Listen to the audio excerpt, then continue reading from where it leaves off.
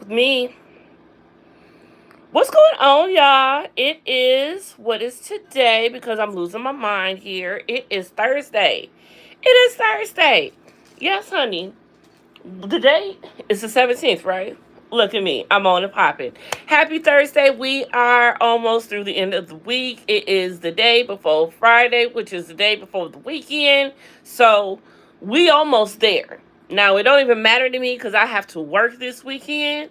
But this is my regular weekend on, so I can appreciate it. All right? But I don't have a long time to stay today because yesterday was Boss's Day. And I didn't know until late. So I got to get my boss a gift, a little something. So I'm going to go get her a little treat from Horrocks real quick. Go give me some treats myself. But she wasn't here yesterday, so she'll be all right. She'll be all right. Let's get into it. First of all, can we please just have a moment of silence for Liam Payne of One Direction?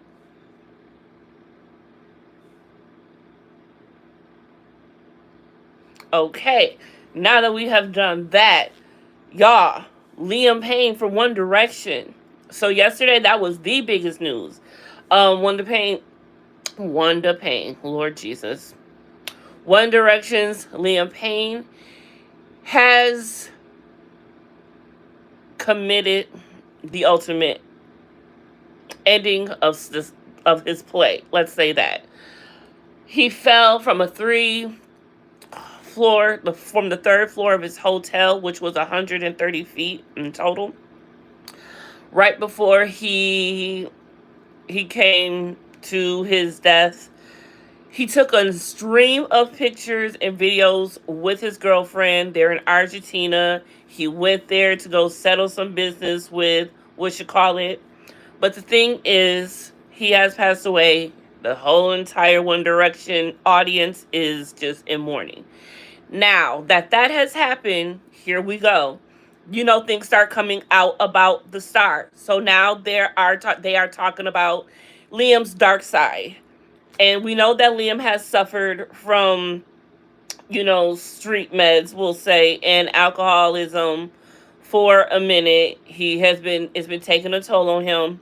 He recently did a video starting with his former videos that he wanted to talk about his mental health. He wanted to let his fans know where he was at in his head and how he was feeling.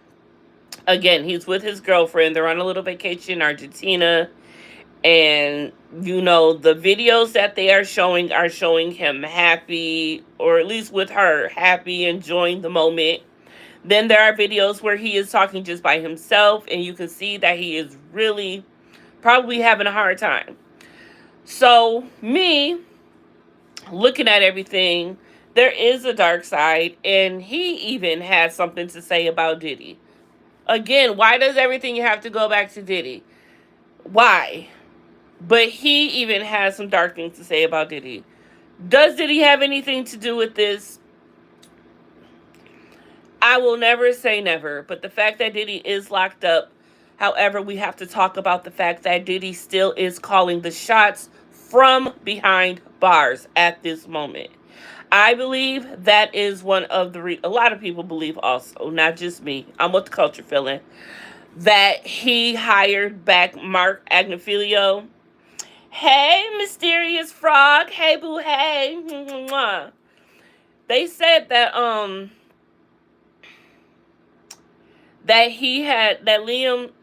Liam had connection, talked about Diddy himself, had some bad things. Everyone's had bad dealings. But, when One Direction broke up, a lot of people had a lot to say about many different, members of the group. And Liam was always one who was troubled a lot. It also went back into Liam's love life. I'm not a One Direction fan because I feel like I'm too old to be. I'm an old ass bitch. I'm a junior citizen. Okay? So when I first learned about his life, I was like, damn. Wow. So dig this here for those who don't know, and those who do know, correct me if I'm wrong. You can't be too old for anything. You know what? You got a point there, Mysterious Frog. You got a point. Kudos to you. Let me take that and put that in my back pocket for the day. Okay? Um but thank you for that. Yes, you're right. You're right. But the thing is, but however, this situation, she was too old. The girlfriend. I did not know that Liam got with this girl when she was, hold the on. He got with this girl when he was 14 and she was 24, so there is a 10 years age gap. That's a big thing when the child, because he was a child at 14. That's a big thing when the child is 14. That's 14. That's 1-4. That's 4 years after 10 years old. That's not even a whole hand after 10 years old. This boy is 2 years after being a preteen. He just became a teenager. So anyway, this girl also was a fucking One Direction fan with your old ass. Now let me stop for a second. Just real quick, because this ain't got to do with me, so to speak, but I kind of get it. Okay, dig this here. When I was younger, was into immature. However, I was at the age where I could be into immature. But I also remember going to the concerts and seeing some old ass bitches screaming for Batman, lusting for immature. Well, drummer boy to bang little LDB to bang up on him. I remember going to the concert and sitting next to an old bitch who got mad at me for getting too hype about Romeo because that was her man. I'm like, what am I doing here? I almost couldn't enjoy the concert. Anyway, the bitch piped down because her friend told her to. Bitch, pipe down. Let the little girl enjoy her show. Because I was a little girl trying to enjoy my show and lust after Romeo, if you will. Yes, Romeo was mine. Romeo was mine. Monique had Batman. That was my best friend back in the day. Hey, Monique, girl. Monique was in love with Batman. I was in love with Immature. And it was just us two. So we would put off whoever we was chilling with. They could get LDB if they wanted to be a part of the crew. But I say all that to say, let me get back to the point of, I see that. I see the lust. But boo, you up here tailgating they tour. Taking pictures with them and shit. So, anyways, obviously you was doing a whole lot because now, after all of this, hold on, because then they had a son together in 2017, so they stayed together. I didn't even know he had a son. Mind you, I'm not into One Direction like that, but I'm in it enough to be like, oh, he got kids. He a daddy. No, did not know that. So, come to find out, they got a kid, and he's been keeping this kid under wraps, on the low from the public, so we can't talk shit and all that, because yes, we will talk shit. We always talk shit. I'm sorry, we talk shit.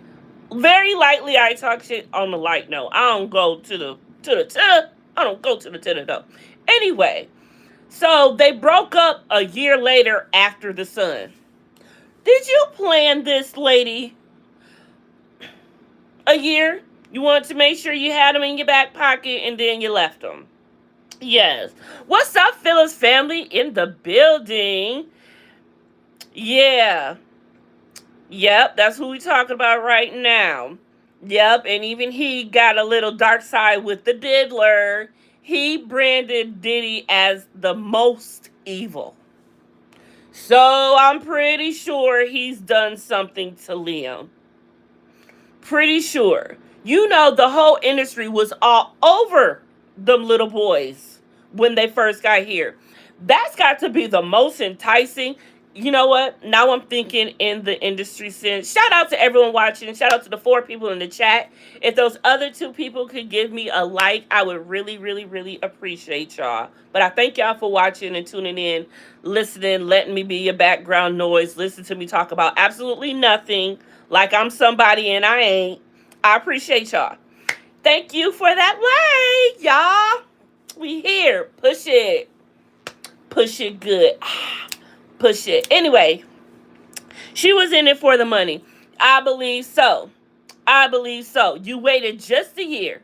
Just a year. Just enough so people couldn't talk shit. You know, at this point, I don't got too comfortable because I cannot stay here long. So, y'all, I need to get off at 12:10 today. If y'all still here in 9 minutes, tell me to get the fuck on to my black job. I got to get to Horrocks. That's where I got to go first. Anyway. So, yeah, shout out to Liam. May he rest in peace. The autopsy is being conducted on him. So we will see what happened. What street meds were in his system. He was on the street meds and alcohol. There is a video showing the inside of his hotel room. You can see a smashed TV. You see glasses of wine or wine glasses with something in it, and just things, all little stuff over the floor. I don't know if it's paraphernalia, just random things, whatever. But the condition of the hotel, y'all, was just maddening. Like, oh my goodness. She coined his ass a diddler. Yes. And when we finally get the list of all the people, I've already coined it. So if y'all see it from anywhere else, they took it from me. But I'm coining it the diddler's list. Like the Schindler's List, diddler's list. That's what I'm coining it when we finally get the list of names and people. The diddler. Yes. Yes. He was drunk. Yes, yep, he was on the alcohol, and you know that he was struggling with addiction also. And that was I believe people could notice that there might have been that in the picture as well. Yeah, because there's pictures floating around. You know, it's all over TikTok. I haven't done the deep dive yet, but I plan to look at more to it, and we can talk about it more tomorrow. What we're also going to be talking about tomorrow, because I'm watching it right now, and I was watching it while I was getting ready, so I'm going to have to start from the beginning. But we're going to go over, I'm going to let y'all know what Tisa told me, and this was going on right now because, you know, yesterday we were talking about the new case that Diddy has gotten into, where a woman is accusing him of essaying her with a freaking remote control.